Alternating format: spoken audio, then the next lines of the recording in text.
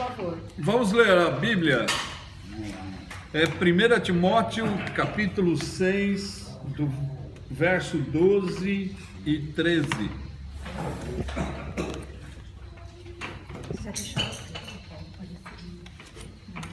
Um minuto, por gentileza. Achei. A Bíblia diz assim: peleja a boa peleja da fé, apodera-te da vida eterna, para a qual foste chamado, tendo já feito boa confissão diante de muitas testemunhas, diante de Deus, que todas as coisas verifica, e de Cristo, que perante Pôncio Pilatos deu o testemunho da boa confissão. Exorto-te a que guardes a este mandamento sem mácula e irrepreensível até a vinda do nosso Senhor Jesus Cristo.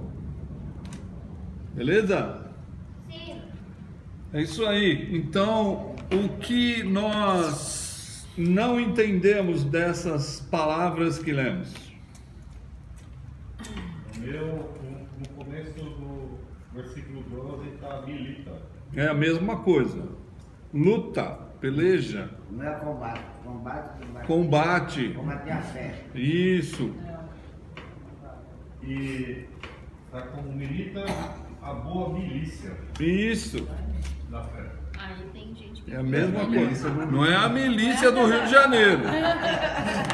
Né? Já ia falar uma besteira.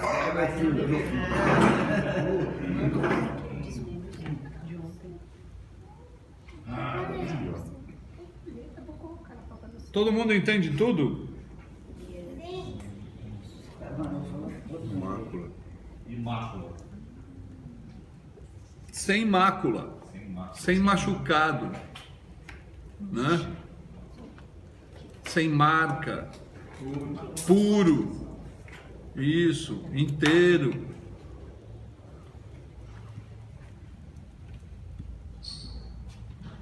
E irrepreensível, que é?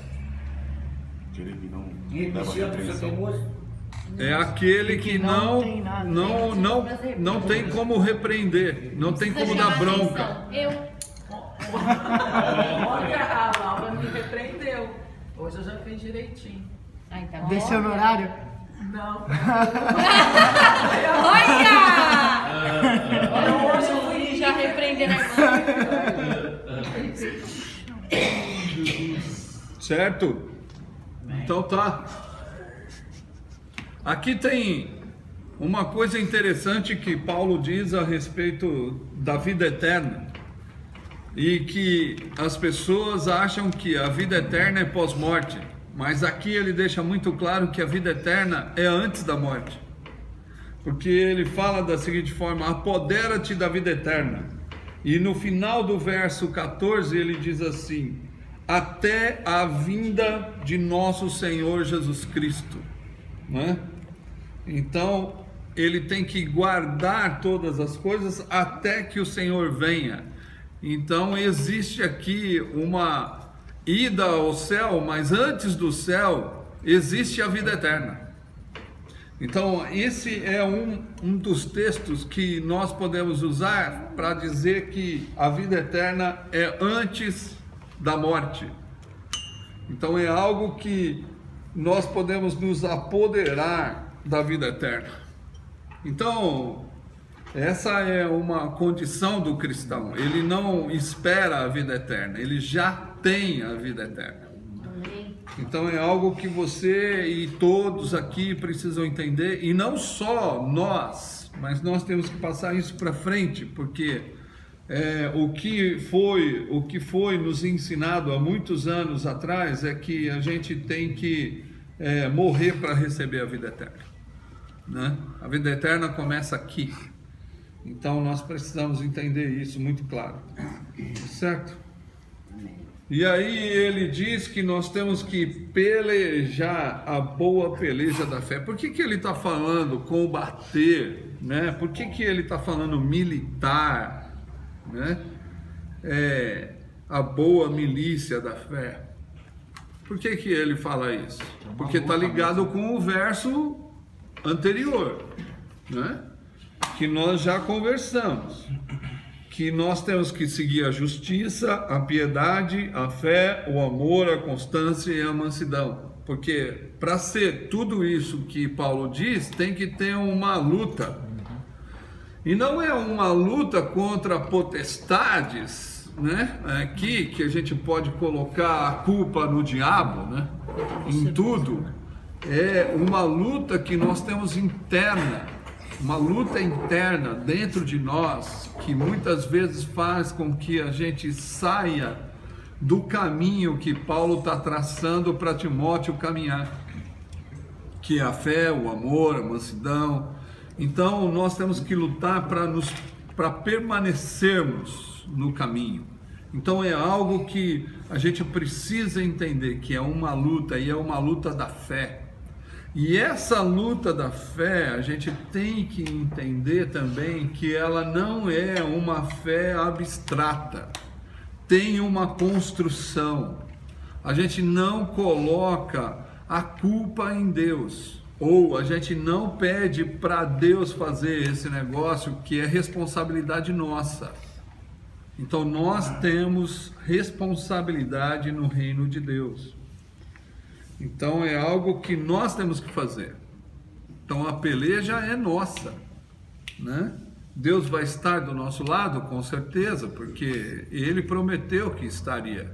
Então Jesus ele não foge das suas promessas e Ele cumpre tudo.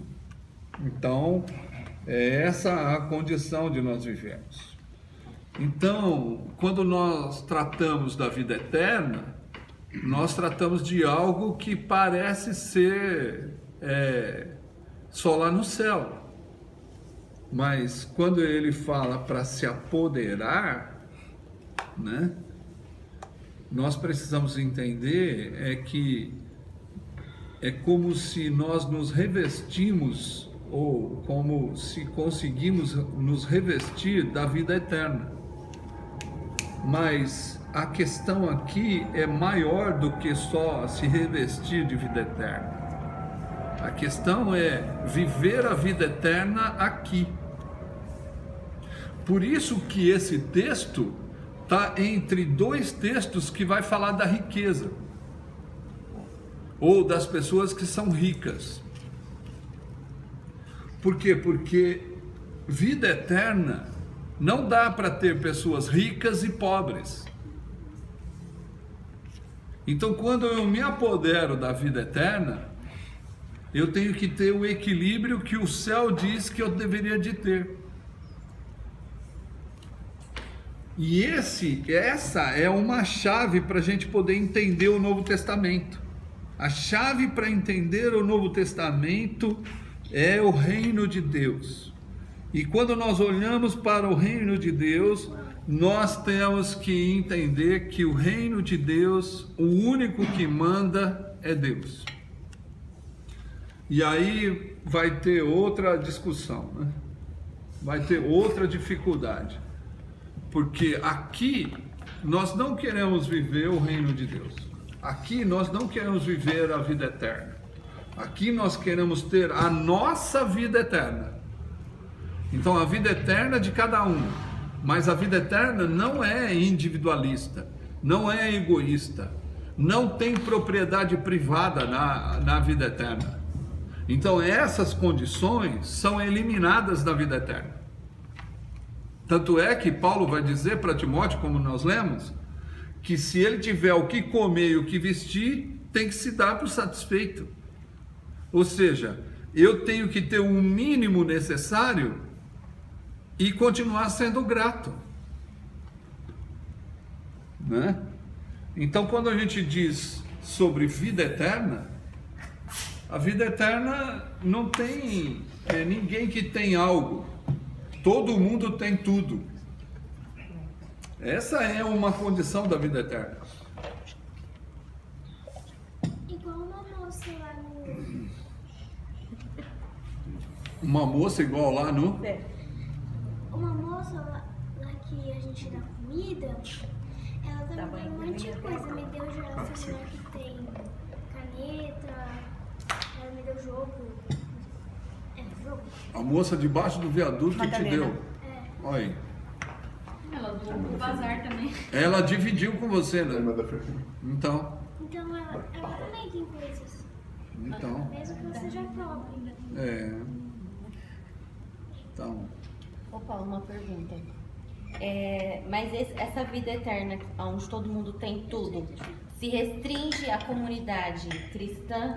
Lógico, Paulo está dizendo para a igreja, para o líder da igreja de Éfeso. Ele não está falando para o mundo. Quem tem a vida eterna? Aqueles que se entregaram para Jesus. Aqueles que entregaram para Se Jesus. fosse pro mundo todo, então. Se nós, para um time eleito, né? Eleito pela decisão que tomamos. Então, o que acontece com essa situação? Calvinismo, não é calvinismo, misturou. Não, ele misturou as duas coisas. É lógico. É calvinismo e armenianismo. Arminianismo. Não tem nada disso, é bíblico, não tem nada dessa parada, né? Calvinismo, arminianismo, isso aí é tudo besteira de seminarista que não tem o que fazer, né? Então, uma das coisas que nós temos que entender nós temos uma vida eterna, e quando eu me apodero da vida eterna, eu não vou querer ter mais do que o outro. Eu não vou querer fazer com que o outro sofra porque eu tenho mais. Eu vou poder dividir todas as coisas. Quando eu me apodero da vida eterna, eu já tenho tudo o que é necessário. Então eu não preciso ter tudo o que o mundo pode oferecer para mim. Esse é um problema da vida cristã hoje, porque nós estamos cercados de coisas que nós falamos que é necessário. Mas o necessário que nós temos é as coisas básicas para viver. Mais nada. Mais nada. Então, os outros acessórios que vão acrescentando na nossa vida são simplesmente propagandas enganosas, ilusórias, que nós vamos ter uma vida melhor se tivermos tudo aquilo que eles estão oferecendo. Vida eterna já temos. Então, nós não necessitamos de mais nada, a não ser viver e compartilhar aquilo que temos. Então é algo que nós temos que olhar para as pessoas que são da igreja de Jesus e dividir com aqueles que têm necessidade. Por isso que esse texto está entre dois textos que Paulo vai falar sobre riqueza e sobre os ricos. Porque ele vai falar mais para frente que os ricos precisam ser ricos em generosidade. Isso significa que eles precisam dividir. Por quê? Porque entenderam a vida eterna. E no primeiro século, se você puder ler o texto de Atos, os ricos colocavam todas as suas riquezas aos pés dos apóstolos. Isso significava que eles se apoderaram da vida eterna. Então eu não preciso ter tudo o que o mundo pode oferecer. Eu já tenho tudo, a vida eterna. Diz ali que ninguém tinha necessidade. Isso. A vida eterna está lá, quando não tem necessidade. Porque no céu, nós não vamos ter necessidade. No céu não vamos ter nenhuma necessidade. Porque Deus suprirá todas as coisas. É isso que Paulo fala em Filipenses, né? Deus suprirá todas as vossas necessidades em Cristo Jesus. Então é algo que nós temos que entender aqui, porque a vida eterna começa aqui, e por isso que a gente precisa cobrar algumas coisas, né? Coisas de vida, não superficial ou acessórios para a nossa vida. A gente precisa dividir tudo o que temos, e essa é uma dificuldade. Porque o homem é ganancioso e ele quer ter tudo. E essa é uma dificuldade que está dentro dele. O homem não quer ser ele mesmo, ele sempre quer ser outro. E por isso ele luta, por isso ele compete. Por quê? Porque o mundo é de competir. E a Bíblia, ela deixa muito clara que a vida eterna não tem competição. Não tem nada. É Jesus que nos conquistou. É Jesus que pagou o preço por nós na cruz. É Jesus que derramou o seu sangue. Ele nos comprou com um preço. E nós não precisamos comprar mais nada. Então nós temos que nos entregar a essa vida. Então quando ele fala se apodera da vida eterna, é viver uma vida que eu posso não depender de nada para viver. Porque Deus, ele supre todas as coisas. Amém, irmãos? Paulo, posso só ler uma? Tem uma... Em Neemias fala sobre essa exploração aos pobres dentro da própria comunidade judia, né? Eles haviam voltado... Judaica, isso. Eles haviam acabado de voltar do exílio na Babilônia, né? E eles estavam reconstruindo as muralhas. Aí aqui no capítulo 5, Neemias, ele faz uma repreensão, né? Ele fala, vocês, capítulo 5, versículo 7, fala assim, vocês estão explorando os seus irmãos. Depois de pensar nisso, eu reuni todo o povo a fim de tratar esse problema e disse, de acordo com as nossas posses, nós temos comprado dos estrangeiros os nossos patrícios judeus, que tiveram de se vender a eles como escravos.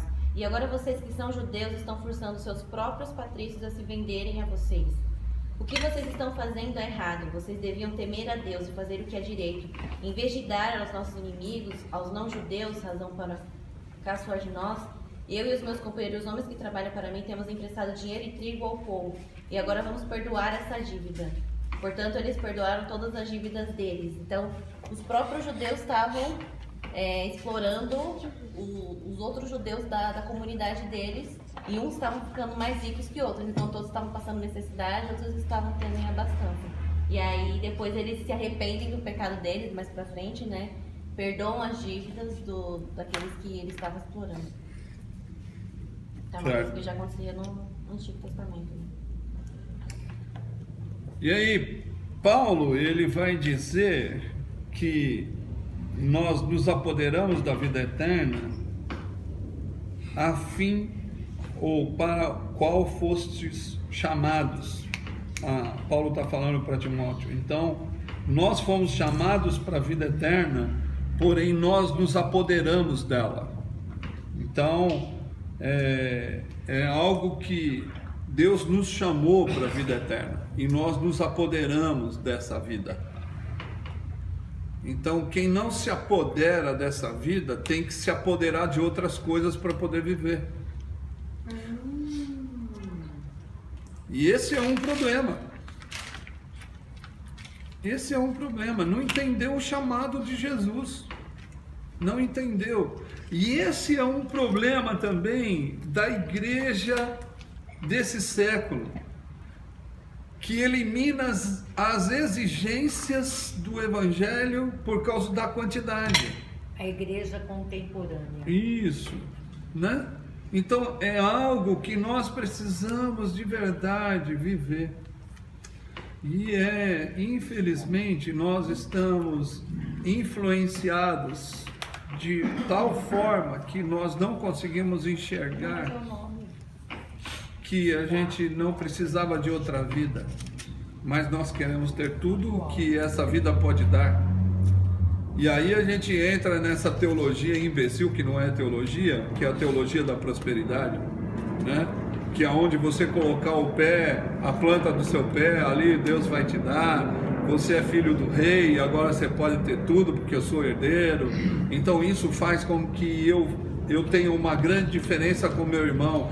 Se você não é rico é porque você está em pecado. Se você está doente é porque você está em pecado. Não, não é. Se você não é rico é porque tem pecado no meio do povo. Se você não tem o que comer é porque tem pecado no meio do povo. Você não vive a vida eterna, você não se apoderou da vida eterna. Você não entendeu o chamado de Jesus, que é olhar para o outro. Então esse é um problema sério que a gente vive, né? Esse é um problema sério. Então por isso que nós queremos ter outras coisas, porque a vida eterna não é suficiente para nós. E se fosse, a gente viveria melhor. É difícil. E aí Paulo vai dizer que Timóteo já tem dado boa confissão diante de várias pessoas.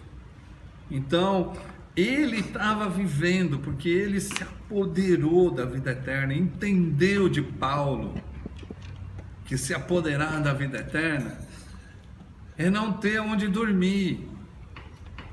Como Jesus não tinha onde reclinar a cabeça, ele se fez pobre, ele se empobreceu por causa de nós, ele dividiu a própria vida. Ninguém pôde influenciá-lo para que ele pudesse ter outra vida a não ser essa, de dar a vida pelo seu irmão. Então ele se apoderou disso. Então Timóteo estava vivendo essa situação de bom testemunho, de boa confissão. E não é testemunho só entre os cristãos, porque ele fala assim, diante de muitas testemunhas. E testemunha aqui não é só a pessoa que está olhando e está falando assim, poxa, o cara é gente boa. Não, eu tenho que defender esse cara porque esse cara é legal. Não, é que tinha muita gente dando a vida, igual Timóteo estava fazendo. Porque testemunha é dar a vida. Testemunha nesse texto é dar a vida. É mártir, vai dar a vida. Então é algo que a gente abraçou a causa da vida eterna. Então tinha muitas testemunhas abraçando a causa da vida eterna. E Timóteo era um deles. Mas aí não fica só nas testemunhas terrestres, né? Ele fala assim, você deu testemunho, ou você tem boa confissão diante de Deus. E aqui é interessante que Paulo não coloca a testemunha primeiro diante de Deus, ou a boa consciência primeiro diante de Deus. Ele coloca primeiro a testemunha diante dos homens. E aí quando a gente diz assim, não, eu tenho que prestar conta só para Deus, já está errado, porque eu tenho que prestar conta para as pessoas e para Deus. A vida é minha, deixa que Deus cuida. Não, tem alguma coisa errada com sua fé, tem alguma coisa errada com a sua vida. Não, cara, as pessoas precisam viver isso que você está vivendo e dividir com você as dificuldades, as alegrias, os problemas, e não só, né, diante de Deus, mas de Cristo Jesus, que perante Pôncio Pilatos deu o testemunho de boa confissão. E o que é isso? Olha para Jesus, mano, que Pôncio Pilatos, que testemunho Jesus deu diante do governador, diante das injustiças, ele se calou. Esse foi o testemunho que Jesus deu. Diante das injustiças, Jesus se calou. É isso que Paulo está falando. E não desviou a vontade de Deus de nenhuma forma.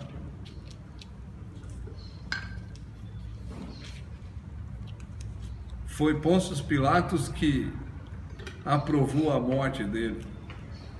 E ele não negou que veio para dar a vida. E aí, Paulo vai terminar o verso 13 dizendo: animo-te a fazer isso. Animo-te. Porque exortar é animar, né? Animo-te a continuar dando a vida. Porque quem dá a vida, bicho, vai cansar, vai desanimar, vai entristecer, vai se frustrar, porque o outro não quer viver o que você está vivendo. Você vai se entristecer, você vai querer desanimar, você vai querer desistir das coisas, você não vai querer continuar tendo essa vida de divisão, porque cansa, não é para qualquer Zé. Não é.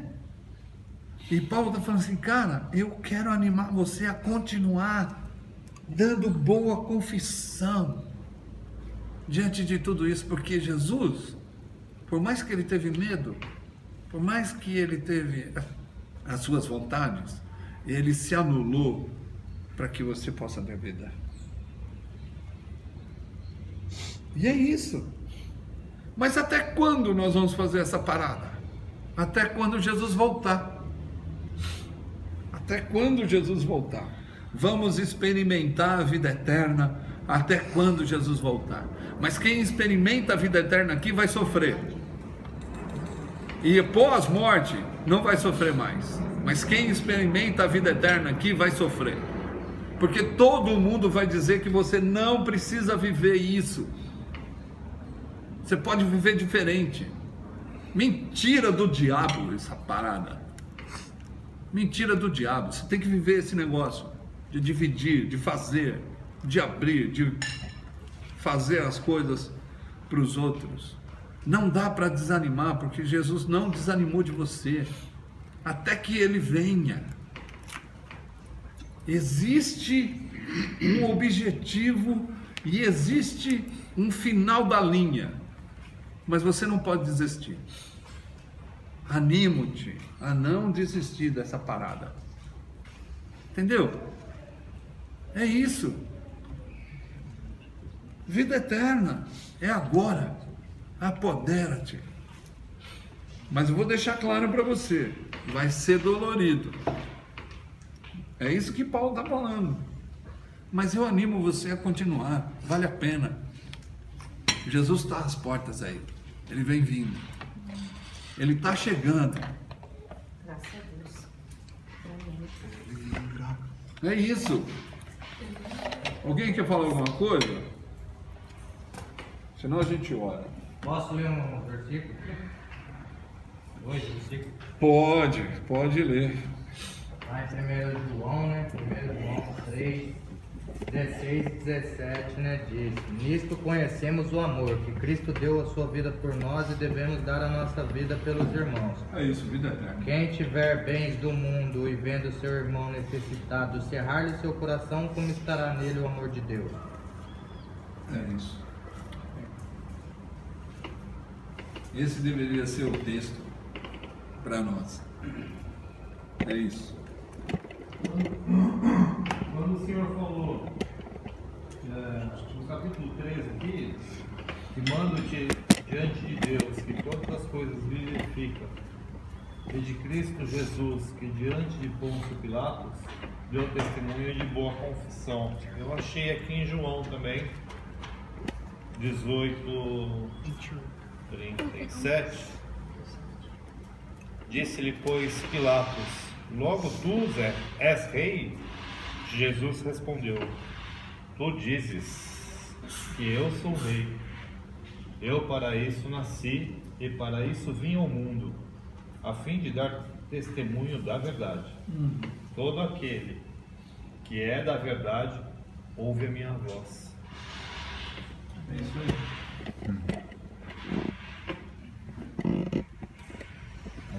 Você falou, Paulo, que Cristo ficou calado diante das injustiças, né?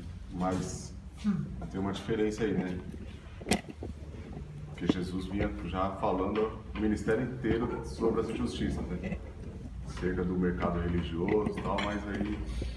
Não, ele a injustiça ficou... contra ele, né? Isso, contra a pessoa ele dele. ficou calado diante da injustiça contra ele, não contra o povo. Né? Contra o povo você não tem que se calar. Você tem que denunciar. E você tem que ser denúncia. Porque o cristianismo, o evangelho, não é um evangelho de passividade. Então, existe uma onda que você... não, irmão, você tem que ficar passivo. Não. Tipo assim, você tá vendo Diante o mundo da injustiça não dá para ser ficar destruído, calado, né? você tem que ficar quieto porque você é crente. É estranho isso. Não. Diante da injustiça você não se cala porque você é a própria denúncia. Agora, diante da injustiça que você sofre, porque esse é o testemunho, você se cala. Né? É isso. Diante da injustiça que ataca você, você se cala. Agora, diante da injustiça que o povo sofre, você é a denúncia. Esse é o Evangelho. Né? Esse é o Evangelho. Agora, por que nós não nos tornamos mais denúncia? Queremos agradá-los. É isso, queremos agradar Nosso aqueles amigo. que vivem abastados. É essa a parada. Queremos estar juntos, Isso, né? queremos estar junto, queremos estar lá. Por que o povo da prosperidade lota? Porque todo mundo quer ser próspero. Ninguém quer dividir com ninguém. Ninguém quer dividir com ninguém, mano. Essa é a verdade. Por que essas igrejas que falam sobre o dividir tão vazias? É São lógico. poucas pessoas. É lógico. Mas tem uma diferença também, né? Prosperidade não significa riqueza, né? Você pode ser próspero É o shalom de sem... Ai, Márcia. Você pode ser próspero sem enriquecer. Ou aquele pobre que vai com Cristo, acrescenta a sua casa na dificuldade, né? Uma pessoa que está prosperando e não está acumulando riquezas. Tem, né? Então, mas assim, quando se traduz prosperidade, se traduz de forma errada o texto que é o shalom. Dinheiro, dinheiro, dinheiro. Dinheiro, dinheiro, dinheiro. Não. Ou todo mundo prospera, ou ninguém prospera. Não é só alguns que prosperam. É ou todo mundo tem, ou ninguém tem. Aqui em Atos fala, não havia necessidade alguma. Porque shalom a gente traduz por paz ou por prosperidade. Shalom, no hebraico. Agora, se o Berton não tem o que eu tenho, isso não é shalom. Então eu tenho que passar o shalom para ele. Isso é paz, isso é prosperidade. Isso é prosperidade bíblica. Se eu tenho mais do que o Tiago, então eu tenho que dividir com ele. Isso é prosperidade. Porque eu não vejo, eu não tenho coisas que eu não possa dividir. Isso é ser próspero. Eu não tenho coisas que eu não posso dividir. Tudo que tenho, eu devo dividir. Isso é prosperidade. Porque não só eu vou ser próspero, mas todos serão prósperos. Por isso que os judeus são ricos, porque eles dividem uns com os outros. Né? Aprenderam no Antigo Testamento. Isso é shalom. O shalom não vem só para mim. O shalom vem para o povo. O shalom vem para o povo de Deus. E não é só para alguns do povo de Deus. Né? Agora, quem inventou essa coisa que você pode ter mais do que os outros, cara, isso é o mercado. O mercado que faz isso. Entendeu? O mercado que fala que você pode ter mais do que os outros. A Bíblia não. A Bíblia não fala. A Bíblia fala que aquele que tem que dividir. Por isso que a Bíblia fala do rico. Em qualquer lugar, hein?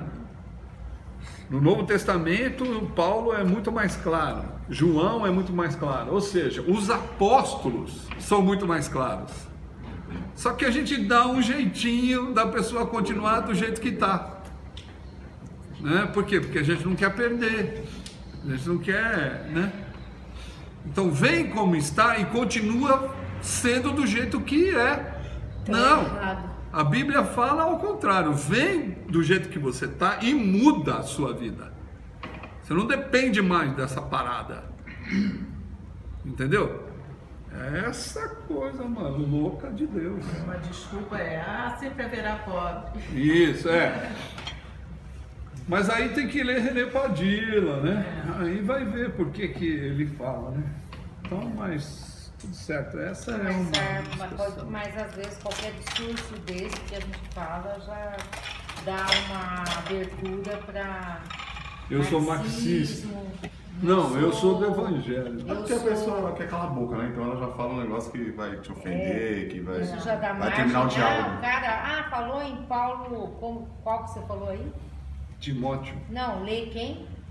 René Padilla. Lê René Padilha, pronto, já vai o marxismo puro. Mas eu acho que assim, isso é uma coisa boa pra não sair do seu conformismo, né? O que tá bom pra você, daí você acusa o outro de não ser bíblico, que daí você não precisa repensar a sua vida. Não, demoniza, né? Porque aí é mais fácil, a gente demoniza um negócio, é mais fácil, resolve, né? Resolve colocando o problema no diabo. E aí quando você chega pra pessoa e vai falar desse assunto, já tá demonizado. Então a pessoa já se tranca. Aí vem uma pessoa. É o que tá acontecendo no Brasil. Vem uma pessoa que quer que a pessoa porque eu vejo isso tudo é uma forma de orientação, de leitura, né? Então, quer dizer, a gente tem livros aí para abrir as nossas mentes, para que a gente possa entender.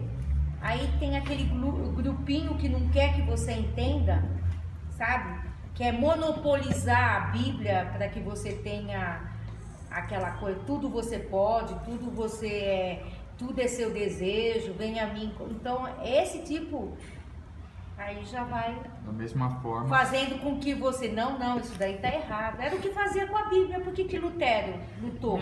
Aquele pouquinho que fazia com a Bíblia, só um pouco, só uns que podiam ter liberdade, acesso a algumas literaturas. E hoje nós somos monopolizados da mesma forma. Então, hoje nós temos os livros. Nós temos mas não os queremos livros, ler. mas temos um YouTubers. grupo que fala não lê esse determinado livro porque é marxismo. Não lê. É claro que se você lê, meu amigo, você vai ter outra abrangência. Então, hoje a gente é monopolizado por informações. É isso aí, Silvia. Acabou.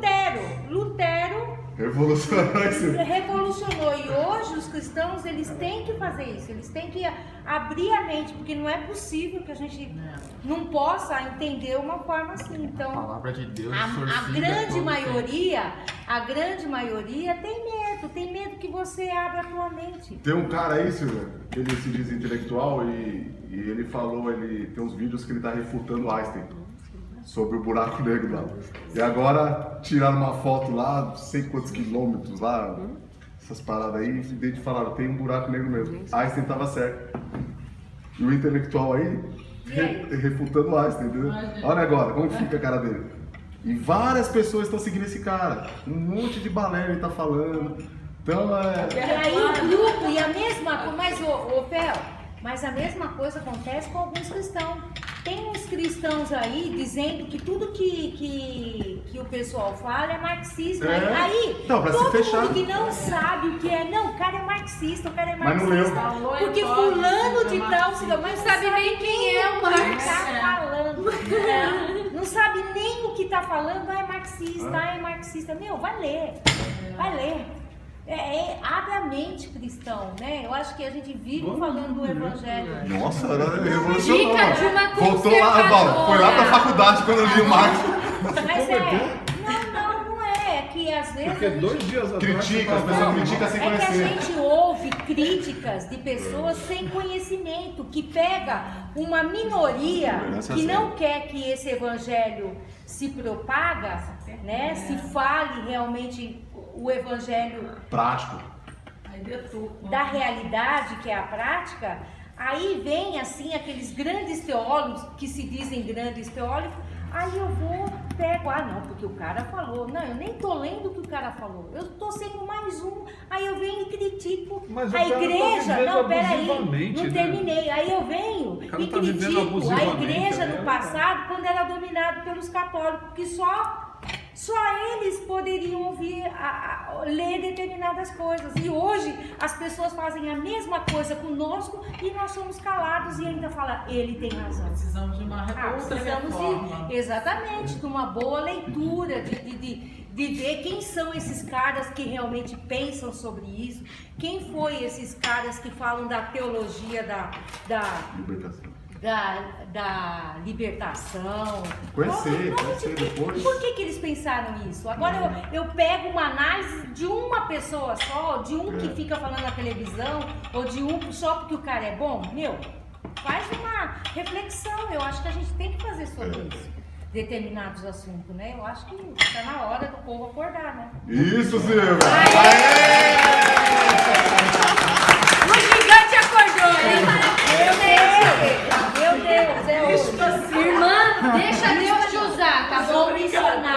Eu vou pedir para Marcelo pintar seu cabelo amanhã de novo. Vamos manter essa tinta aí todo dia, né? Vamos passar a mão. Não, porque é cansativo você abrir. Lógico que é, né? filho. É muito cansativo você ver alguns discursos na internet. Ah, esse cara tá falando porque ele é marxista. Ah, esse não sei o quê. Ah, esse cara... É muito difícil isso. É muito, sabe, irritante ver uma pessoa falar sobre marxismo e nem conheceu, nem sabe quem foi marxista. Acho que nem sabe quem foi o Marx, que ele viveu da burguesia, que ele falava da burguesia, mas foi sustentado por uma burguesa. Então a gente precisa de entender isso. O cara nem sabe e fica falando é marxista, é marxista, é marxista, é marxista. Vem me conhecer, você vai ver que eu nunca li Marx. Então é isso aí, gente. Mas assim, apodere-se da vida eterna, né? Porque assim você não dependerá de outra coisa, né? Ah, nós precisamos de dinheiro para viver. Sim, precisamos. Mas precisamos do necessário e não acima do necessário. Tá joia? Deus abençoe. Bom dia. Vamos orar. Bom dia, belos. Vamos orar. Senhor Jesus, queremos te agradecer porque a vida eterna não é só após a morte, mas é agora. Então nós queremos nos apoderar da vida eterna aqui, sabendo que não existe uma outra vida que nenhuma propaganda, nenhum mercado possa assumir que o Senhor nos deu. Então, Pai, no nome de Jesus, nos dá a sua bênção e nos enche da tua alegria por termos o Senhor como aquele que dirige a nossa vida. Muito obrigado, Deus, por esse dia que começa e que possamos dar a nossa vida para o Senhor hoje, no nome do Senhor. Amém.